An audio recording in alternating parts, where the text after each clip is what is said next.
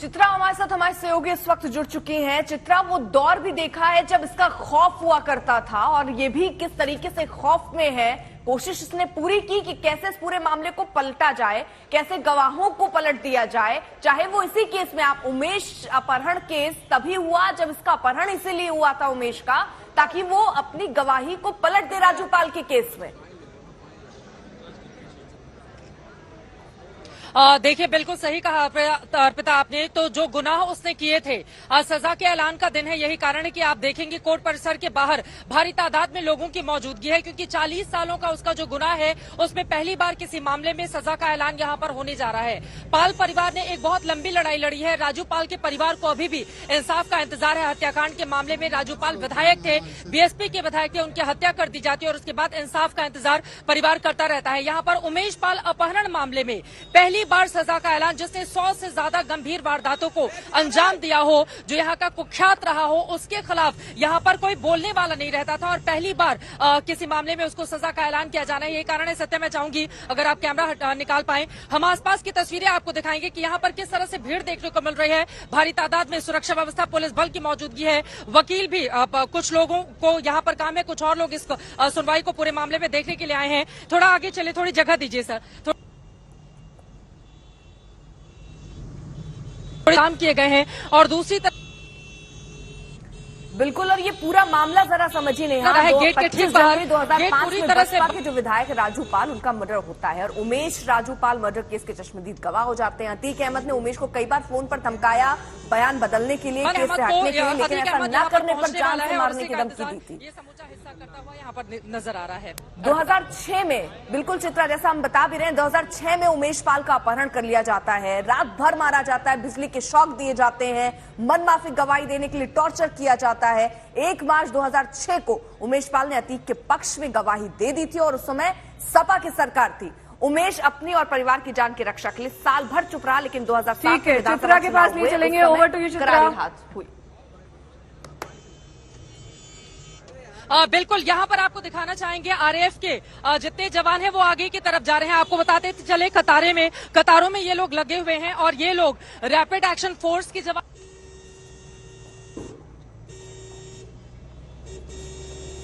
आप।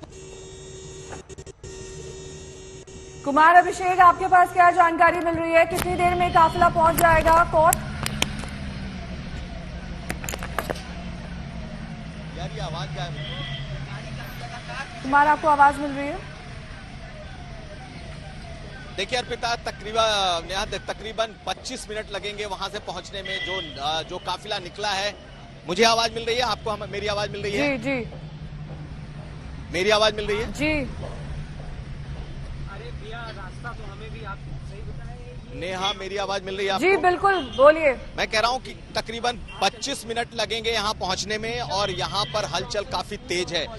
जिस बैरिकेड से उन्हें अंदर नेहा जिस बैरिकेड से उन्हें अंदर लेकर के लाया जाना है, उस बैरिकेड की तरफ भीड़ बढ़ रही है। लेकिन हम इस वक्त ठीक कोर्ट के गेट नंबर 1 के सामने मौजूद हैं और गेट के सामने का जो दृश्य है, आप देखें, सिर्फ पुलिस, वकील और पत्रकार, इनकी मौजूदगी यहाँ पर सबसे ज्यादा है, क्योंकि इसी मुख्य दरवाजे से जो अतीक अहमद का ठीक है, आपको रोकेंगे। अरविंद ओझा हमारे सहयोगी तमाम जानकारी के साथ जुड़े हुए हैं। अरविंद, आपके पास क्या जानकारी है? वहां हलचल तेज हो गई है अब कोर्ट परिसर के बाहर, क्योंकि अब वक्त नजदीक आ गया है, काफिला निकल चुका है अतीक अहमद का।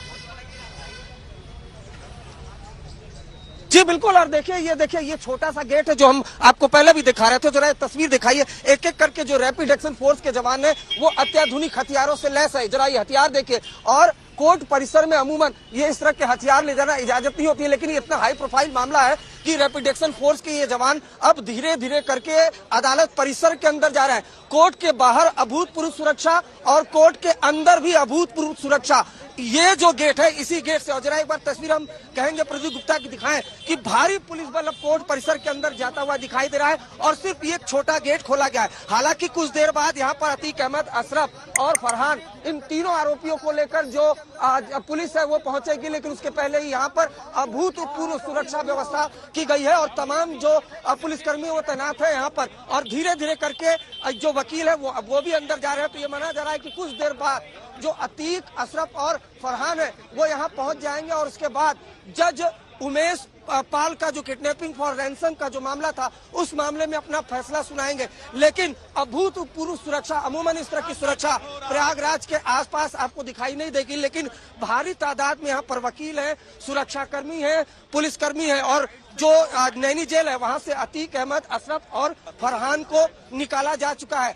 यहाँ पर प्रयागराज के पास कई कोर्ट है, कई गेट है इस कोर्ट के और किसी भी गेट से निकाला जा सकता है। उसकी क्लियरिटी बिल्कुल भी पुलिस प्रशासन ने नहीं दी है, लेकिन हम आपको दिखाना चाहेंगे कि किस तरीके से जो फैसला आना है उसके पहले यहाँ पर किस तरह से पूरी सुरक्षा व्यवस्था बढ़ा दी गई है। कोर्ट के परिसर के अंदर अब से कुछ देर पहले जो रैपिड एक्शन फोर्स के जवान है वो पूरी तरह से अत्याधुनिक हथियारों से लैस इस गेट से लगातार अंदर जा रहे हैं। लगातार पुलिसकर्मियों के अंदर जाने का सिलसिला जारी है। कुछ वकीलों को भी यहाँ पर शुरुआत में परेशानी हुई क्योंकि सुरक्षा व्यवस्था की वजह से उनको भी कोर्ट परिसर के अंदर नहीं जाने दिया गया, लेकिन 17 साल बाद इस पूरे मामले में फैसला आने वाला है। 17 साल इसलिए लग गए क्योंकि अतीक अहमद के खिलाफ 100 से ज्यादा मुकदमे हैं, लेकिन ज्यादातर मुकदमों में या तो चार्जशीट फाइल नहीं हुई या फिर गवाह पलट गए। और उसी मामले में उमेश पाल भी यहाँ पर लगातार पैरवी देने के लिए आते थे और उस दिन भी पैरवी देने के लिए आए थे जब अब जो शूटर है उन्होंने यहाँ से फॉलो किया, उसके बाद गोलियां मारकर उनकी हत्या कर दी। लेकिन ये नजारा आप देखिए, भारी हलचल, भारी पुलिसकर्मी और अंदर लगातार जो रैपिड एक्शन फोर्स के जवान वो जा रहे हैं और किसी भी वक्त अतीक अहमद, अशरफ और जो फरहान है तीनों को यहाँ पर लाया जाएगा। उसके बाद जो अदालत है MP MLA कोर्ट वो अपना फैसला सुनाएगी। पूरे उत्तर प्रदेश की निगाहें, पूरे प्रयागराज के एक एक शख्स की निगाहें वो इस पर है क्योंकि जब रसूख चल रहा था तो सत्ता अतीक अहमद की जेब में थी और जब सत्ता जेब में हो उसके बाद फिर क्या केस, क्या मुकदमे और क्या गवाह। लेकिन फिलहाल हकीकत यही है, प्रयागराज कोर्ट के लौटूंगी मैं आपके पास।